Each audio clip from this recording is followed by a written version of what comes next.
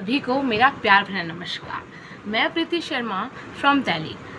आज मैं आप लोगों को बताना चाहूँगी कुछ नारी सशक्तिकरण के ऊपर, महिलाओं पर हुए अत्याचार और हमें उनके खिलाफ आवाज़ उठानी चाहिए एंड क्या क्या हम कर सकते हैं उनके लिए। It's all. As you all know the meaning of नारी सशक्तिकरण, हमें शब्द से ही पता चलता है नारी शक्ति, और जो कि भारत में बहुत ही ज़्यादा सीमित मात्रा में है। जैसा कि आप सब जानते हैं, हमारा भारत आज भी विकासशील कहलाता है, विकसित नहीं कहलाता।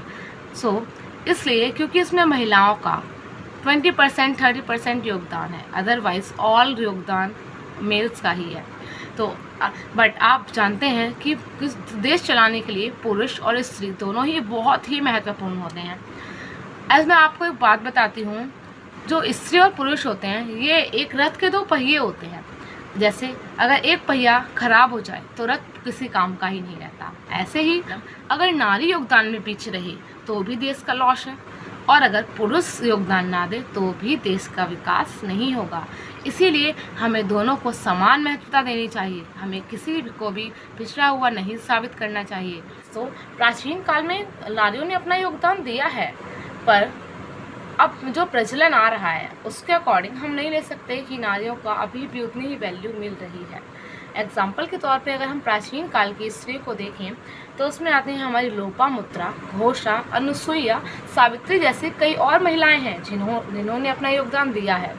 उन लोगों ने काफ़ी स्ट्रगल करके अपनी लाइफ को सेटल किया है।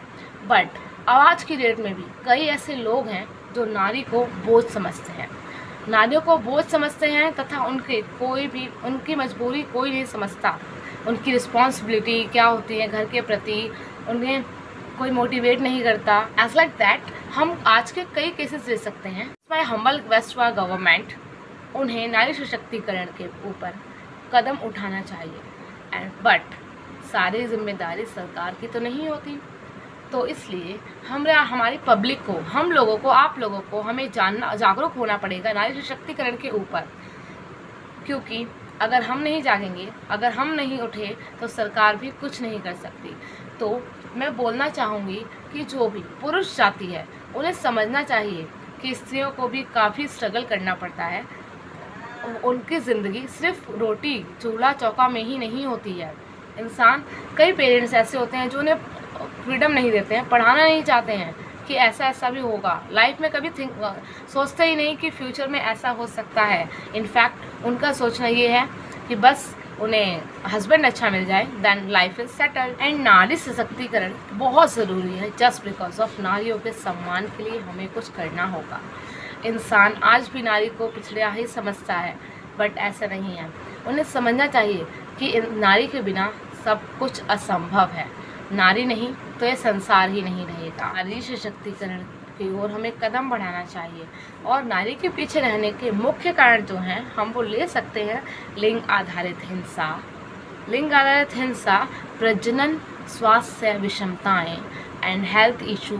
लेडीज़ के हेल्थ इशू बहुत ज़्यादा होते हैं, और उनके प्रति जो हेल्थ इशू होते हैं उनके ज़्यादा कोई गौर ही नहीं करता है। Then as like if a lady share with a husband, उसको ये प्रॉब्लम है, then he is okay, not that much problem is it okay like that. But हमें ऐसा नहीं होना चाहिए, हमें उन्हें भी समझना चाहिए।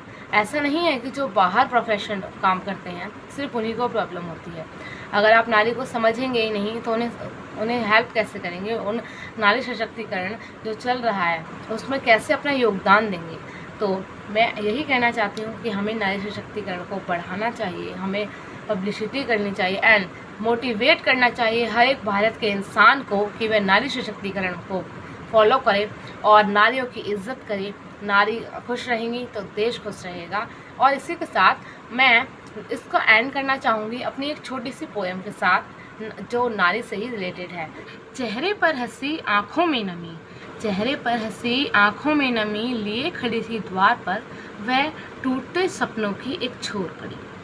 जिन परंपराओं को अपनाकर, जिन परंपराओं को स्वीकार कर उसने नवजीवन को अपनाया था, कभी जिनकी मुट्ठी में नन्हा सा संसार समाया था, जिन पायलों की झनकार ने सारे आंगन को चहकाया था, कशिश समय की माया ने भी क्या अपना दांव लगाया था। उस पायल की झनकार ने आज बेड़ियों का फ़र्ज़ निभाया था। उन पायलों की झनकार ने आज बेड़ियों का फ़र्ज़ निभाया था। बेबसी की ओढ़ कर चूनर फिर उसने जीवन सारा